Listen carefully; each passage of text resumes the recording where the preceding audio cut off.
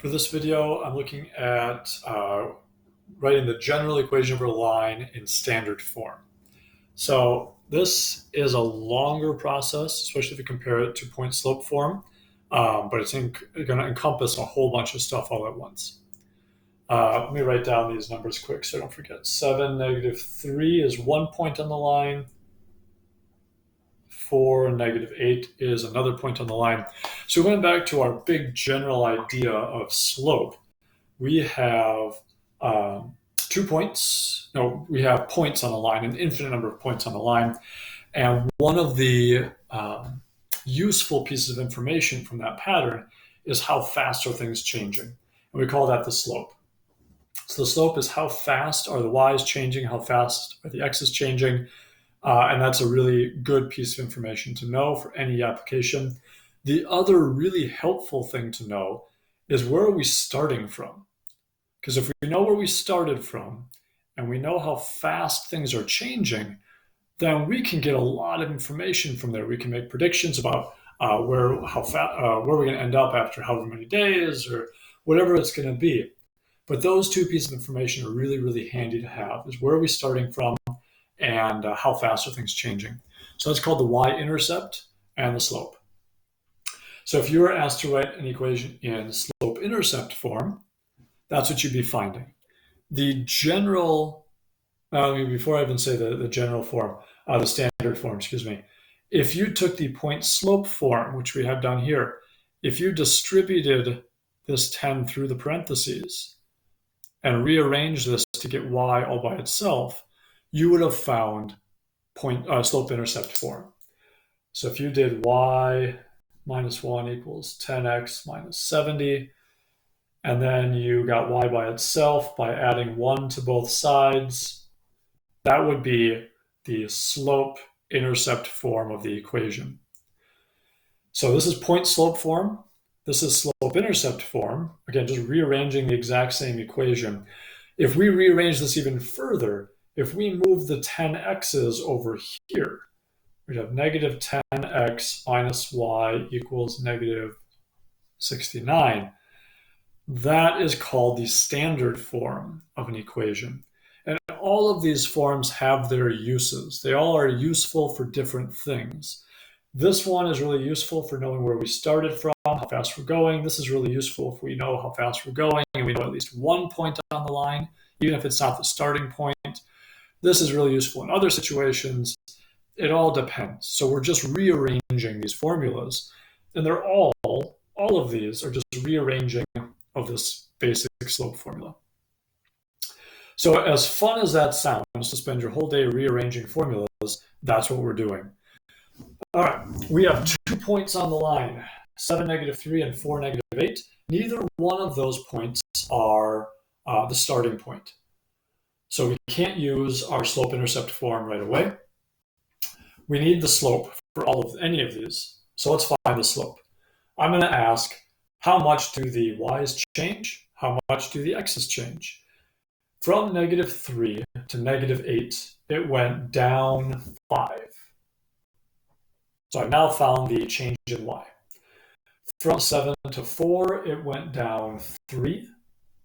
Up and down make a difference because negatives and positives are different.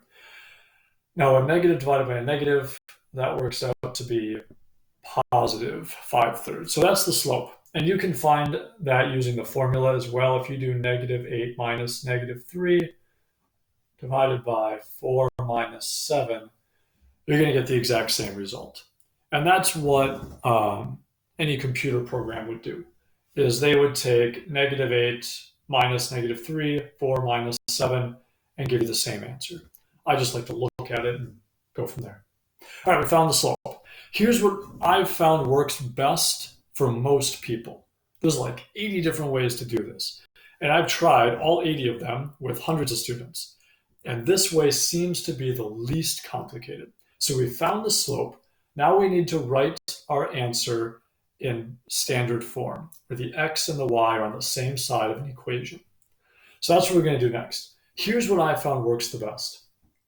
I'm going to take this basic slope formula, and I'm going to fill in some of the blanks here. So I know the slope. The slope is 5/3 equals, remember it was y minus y over x minus x. In my equation, I need to have one y and one x left alone because those represent every point on the line.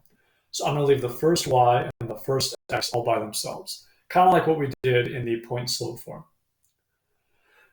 Minus, now I'm going to pick one point. Doesn't matter which one, you get to choose. Since I'm the one doing the problem, I guess I'm going to choose the first one, 7, -3. Doesn't really matter. So I'm going to do y minus the y number, -3. I'm going to do x minus the x number, 7. So I've filled in the formula. Everything has been filled in. I've got all my blanks filled in. That's where we're starting from. That's the hardest part right there, or the newest part, I should say, maybe is right there, is filling in the blanks. Slope, y and x we leave alone. We pick one point and fill in the x and the y from there, just like we did for point slope form. Now the new piece, new piece. Now we're rearranging. Now we're going to rearrange this formula. And what I find to be the most effective for most students is to treat this like a proportion. In a proportion, you have one fraction equals another fraction. And if that's the case, you can cross multiply. So I'm going to do 5 times x, and I'm going to do 5 times 7. Don't forget to multiply 5 times both of these numbers, 5 times x and 5 times 7. Equals, same thing with a y. I'm going to do 3 times y. Don't forget to do 3 times both of these numbers. 3 times y and 3 times 3. Ooh, that's a minus negative. Just to make my life easier, I'm going to change that to plus. When you take away negatives, that's just like adding. So I'm going to make my life a little bit easier and make that conversion. 3 times 3, 9. So I've cross multiplied, and I'm still trying to rearrange it to get x and y on the same side of the equal sign. Well, x is already over here, so I'm going to move the y's over here. So I'm going to take 3 y's away from both sides of that equal sign. I'm never going to be able to combine these together. X's and y's and no letters, they're all different. So I'm just going to have 5x minus 3y minus 35 equals 9. Couldn't combine these together. I almost have x and y on the same side here all by themselves. I got to move this 35 over here. So I'm going to add 35. It's a lot of work. 44. That is the standard form for that equation. Like I said, there are other ways to do this. One way would be to do what I did up here. Take the point slope form, distribute, and rearrange. That works. So if you found the slope to be 5/3, you plugged it into point slope form with 5/3 as your slope, distributed the 5/3 through, and rearranged it, you could do that. And that would give you the correct answer. It would be in standard form. But this is what I've found to be the most effective way for most students. Find the slope. How much did they change in the y's? How much did they change in the x's? Pick one of the 2 points and do y minus the y number, x minus the x number. Cross multiply. Move the y's over. Move the other number over. And that's the answer.